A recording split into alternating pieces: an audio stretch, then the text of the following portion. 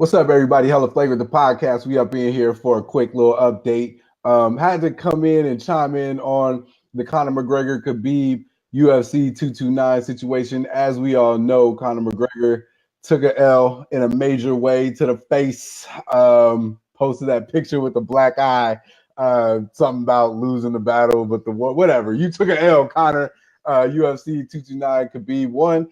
And then obviously, as we all know, there was a little extracurriculars after the fight was over. So let's take a minute. We're gonna break down kind of what happened, how we got here, and then maybe what's the future for these two. That's right, man. October 6th, Saturday, was the big fight, the main event, UFC 229, Conor McGregor and Khabib. Basically, this was the fight everybody wanted to see. After that whole incident that happened back in April 7th, in Brooklyn, New York, when Khabib was scheduled to fight on UFC 223. There was some incident that happened with Conor coming in there and busting up Khabib's bus and all the other UFC fighters that were on there. A few fighters actually got injured from the thing. Khabib didn't, but, I mean, somebody that the opponent that he actually was going to fight did take the L that day, messed his face up, so Khabib wasn't able to fight that opponent, which also means he lost some money out of his pocket that day, right? Which will piss anybody off, first of all. Second of all, I heard there was a little incident that actually happened a few days prior to that in the hotel in New York where Conor McGregor, a member of Conor McGregor's camp was walking through and started getting into Khabib. Khabib basically put that right hand to the boy's face, slapped him up. That's why Conor McGregor and his camp decided to retaliate on April 7th before the fight and mess all everything up. So fast forward everything to Saturday. Yeah. Now, Conor McGregor, obviously, the man talks a whole gang of shit. We all know that. That's what we love him for. That's what we love him for. I mean, Floyd Mayweather brought him in specifically to talk shit in their fight to boost everything up. So that way it would, draw suspense, even though that was a terrible fight. We knew he was going to lose, but everybody wanted to see it because Conor was. It's fun. It's entertaining. He gets to talk, and you know what I mean. And he's a little short Irish guy, and he sounds all tough, and he, for the most part, he can back it up. So it's cool. He likes to let him talk. His talk. So he had his moments, and he was shooting off at the mouth, and decided to say some things of that. Man, he just went too far, man. Like too far. Look, man, all that walking in like this and swinging them arms and everything, that's cute, man. The way you say "folk" and all this other stuff, that's cute. But look, let me tell you this right now. There's some warriors out here. There are some warriors out here that do not take disrespect kindly. Yeah. You can sit there and you talking about somebody's family, about their religion, about them as a man and tearing them down. That don't work. That don't work. There will be people that will come out here and put you in your place, and Conor ran into that boy. Shout out to Khabib for putting Conor down on his ass, because I'm telling you, that fight was lopsided.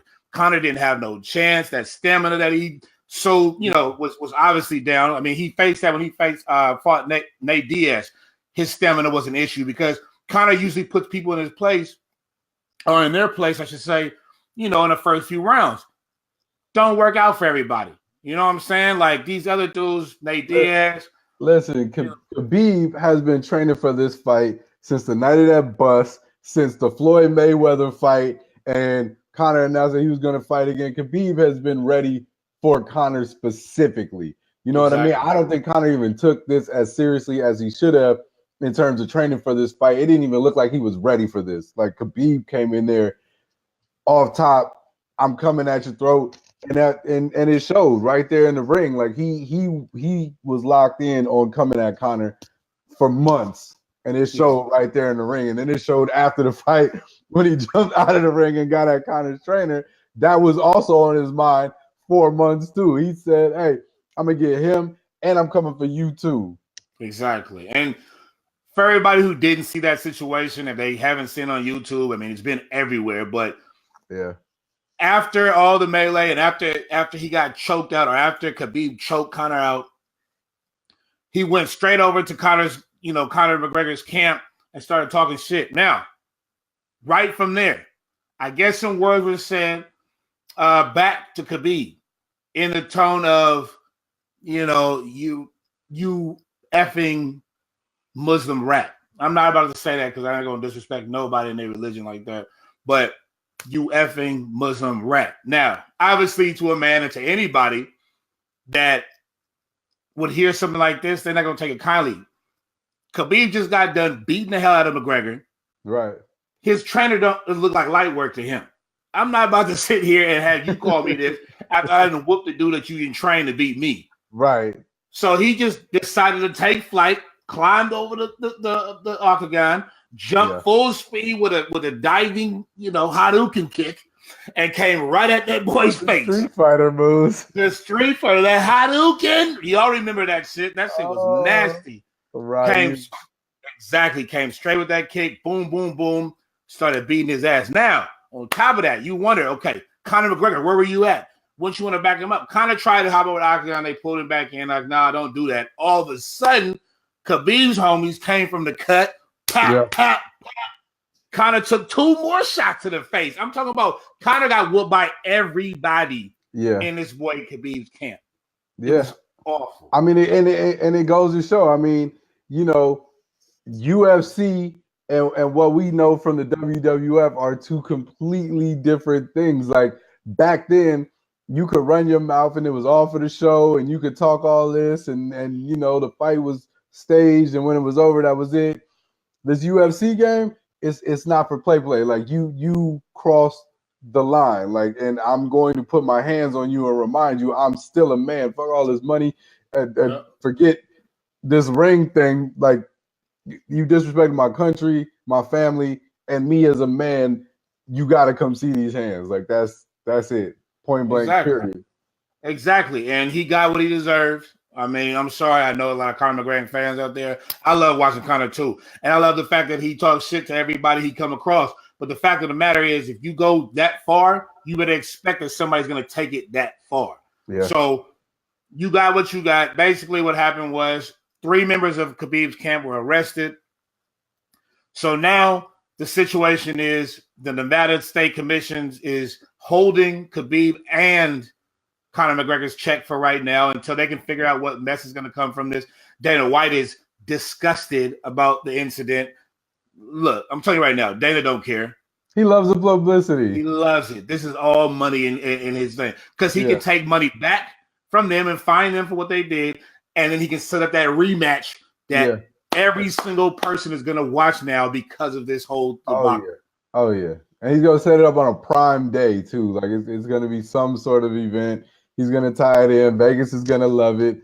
They're going to make a ridiculous amount of money off of it. So yeah, as you said, Dana White, I don't believe that you're disgusted as much as you seem to say you are. Right, because you wasn't breaking nothing up when it was happening. You could have had more.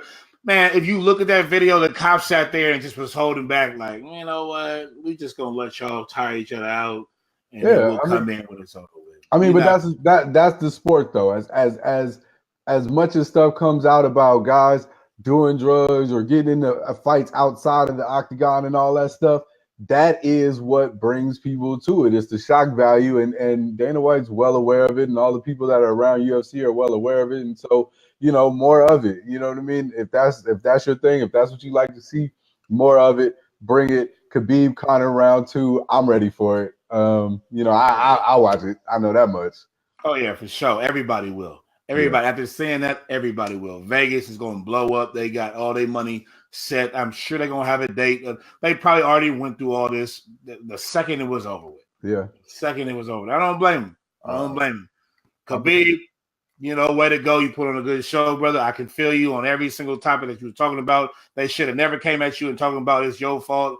Why did you do this? Why did you do this? He was right. He came out in an interview and said, why y'all coming at me talking about why did I do this? Why did he disrespect me? Why did he disrespect my family or my religion? I mean, Conor, humbled. You see what it takes. See what it is. Don't stop doing what you're doing. Just remember who you're doing it to and why you're doing it, man. And remember, you could get hands to the face. Like, nobody is, invincible. And as much as you may talk and as many fights as you may be in, you can still get hands to the face. Sir. Exactly.